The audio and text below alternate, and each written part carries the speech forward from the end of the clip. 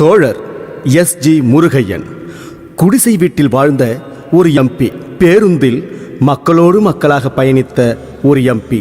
நாகை நாடாளுமன்ற தொகுதியில் 2,78,419 வாக்குகளை பெற்று அதிக வாக்குகளை பெற்ற வேட்பாளர் பட்டியலில் இருந்த எஸ்.ஜி.எம். என்ற சமூக போராளியை இன்று எத்தனை பேர்களுக்கு தெரியும்?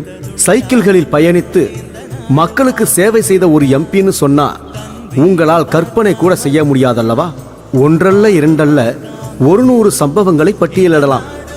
நொச்சியூர் பஞ்சாயத்து தலைவராக இருந்த தோழர் எஸ்.ஜி.எம்.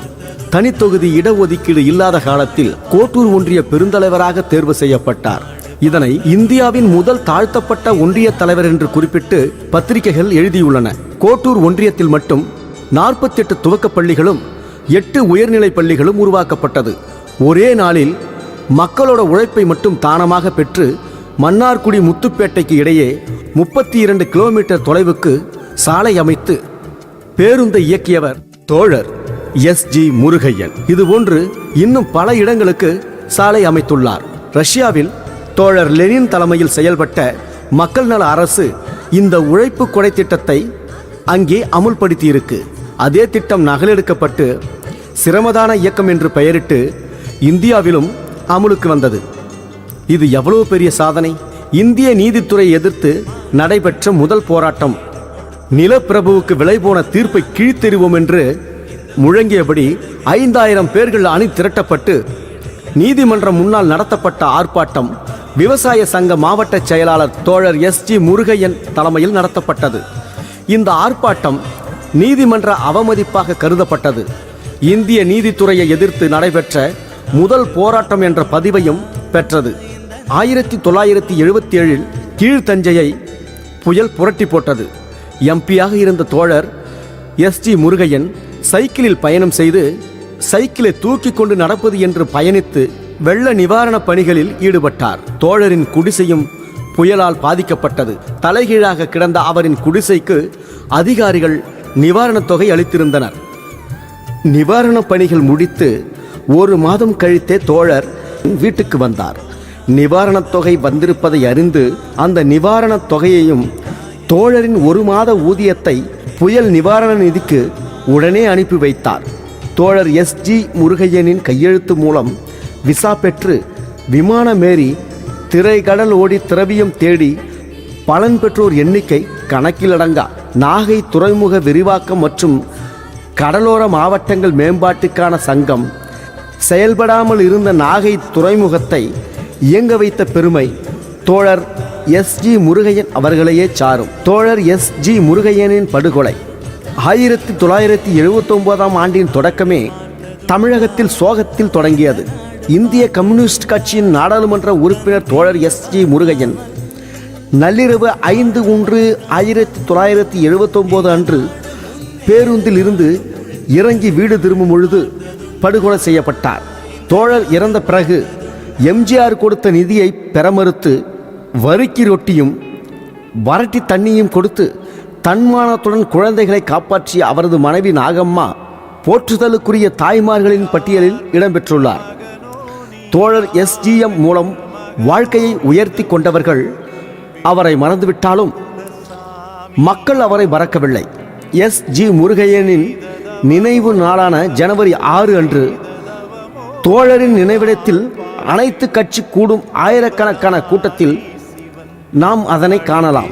தா. பாண்டியன் வெளியிட்ட எஸ்.ஜி. முருகையனின் வாழ்வும் பணியும் என்ற புத்தகம் சில செய்திகளை கூறுகிறது என்றாலும் வெளிவராத செய்திகள் ஏராளம் உள்ளது. பொது உடைமை போராளிக்கு போர் மரணம் துச்சமடா. பொது உடைமை போராளிக்கு போர் மரணம் துச்சமடா. புதுமை போராளியே உன் புரட்சி கொடி பின்தொடர்வோம். தங்க குணம் கொண்டவனே தரணி வாழ பிறந்தவனே. தங்க குணம் கொண்டவனே தரணி வாழ பிறந்தவனே. எங்க குலம் தழைக்க வந்த ஏற்றமிகு நாயகனே. எங்கள் குலம் தழைக்க வந்த ஏற்றமிகு நாயகனே. சிங்க நடைபோட்ட செம்படையின் தோழனே.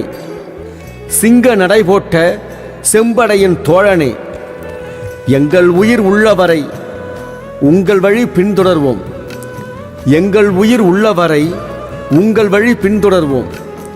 புரட்சி ஓங்குக, வாழ்க உன் புகழ் தெரிவித்துள்ளார்.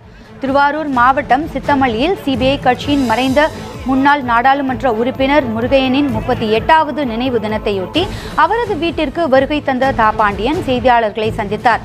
இந்தியாவில் ஜனநாயகம் மற்றும் பொருளாதாரம் சீர்குலைக்கப்பட்டுள்ளதாக சொல்றாங்க. முதல் துறைமுகமே நீங்க பார்த்தீங்கன்னா மறைந்த தியாகி சி முருகையன் அவர்களால் தான் அங்கு துணை எம்பி, அவர் முன்னால் அவர் மரணம் அடைந்து விட்டார். அவர் மூலமாக தான் அங்கு துறைமுகம் கொண்டு வரப்பட்டது. அது பாராட்டப்பட வேண்டிய விஷயம். முருகையன் இந்திய கம்யூனிஸ்ட் கட்சியை சேர்ந்த முருகையன் என்ற நாடாளுமன்ற உறுப்பினர் படுகொலை செய்யப்பட்டதில் கூட சந்தேகத்தின் பேரில், அதாவது நான் இவர் தான் குற்றவாளிகள் கொடுத்ததையும் கூட மேல போய் விடுதலை பண்ற அளவுக்கு நிலைமைகள் இருக்குது. குத்தி கொலையும் செய்தார் சித்தமல்லி கிராமத்திலே. சித்தமல்லி ஈன்றெடுத்த உத்தமான முருகையனே, உம்மை விட்டு பிரிஞ்சதிலே எங்கள் மனம் வாடுதையா. சித்தமல்லி என்கிற இந்த ஊர் எதாவது திருத்துறைப்பூண்டி தொகுதிக்குள்ள, இந்த மண்டலத்திற்குள், மாவட்டத்திற்குள், தமிழ்நாட்டிற்குள் அல்ல, ஒட்டுமொத்த இந்தியாவிற்கும் ஒரு காலத்திலே வழிகாட்டி கொண்டு நின்ற ஊர். 543 நாடாளுமன்ற உறுப்பினர்கள் இந்தியாவிலே. அந்த 543 நாடாளுமன்ற உறுப்பினர்களில் குடிசையிலே வாழ்ந்து கொண்டிருந்த ஒரே நாடாளுமன்ற உறுப்பினர் இந்த சித்தமல்லியிலே வாழ்ந்த முருகையன் மட்டும்தான். சொந்தமாக ஊராட்சி கட்டடத்தை கட்டுறாரு, ஒரு கலையரங்கம் கட்டுறாரு. நல்லா பாருங்க, ஒரு கலையரங்கம் கட்டுறாரு. அதை விட ஆச்சரியமானது, அந்த ஏரியாவிலேயே பள்ளிக்கூடம் வரக்கூடாதுன்னு பலரால் தடுக்கப்பட்டிருந்த சூழ்நிலையில் ஏகப்பட்ட பள்ளிக்கூடத்தை கட்டுறாரு. ரொம்ப சாதாரணமான விஷயம் இல்லை. பள்ளிக்கூடங்களை கட்டுறாரு. அதே போல மின்சார வசதிகளை பெருக்கிறாரு. எங்கு பார்த்தாலும் மக்களுடைய பணிகளை தொடர்ந்து செஞ்சுக்கிட்டே இருக்காரு. இவருடைய சிறப்பு கருதி கிழக்காசிய நாடுகளில் பூரா கூப்பிட்டு சிறப்பு செய்கிறாங்க. அதே போல ரஷ்யாவுடைய அந்த மிகப்பெரிய ஒரு நாடு இவரை கூப்பிட்டு கௌரவப்படுத்துறாங்க. இன்னைக்கு சித்தமல்லி முருகையனை அவருடைய குடும்பத்தார்களும் பொதுவுடைமை இயக்கத்தார்களும் இந்திய கம்யூனிஸ்ட் நினைவு கூறுகிறது, கொண்டாடுகிறது. ஆனாலும் கூட அவருடைய எளிய வாழ்க்கையை பாடமாக வைக்க வேண்டாமா?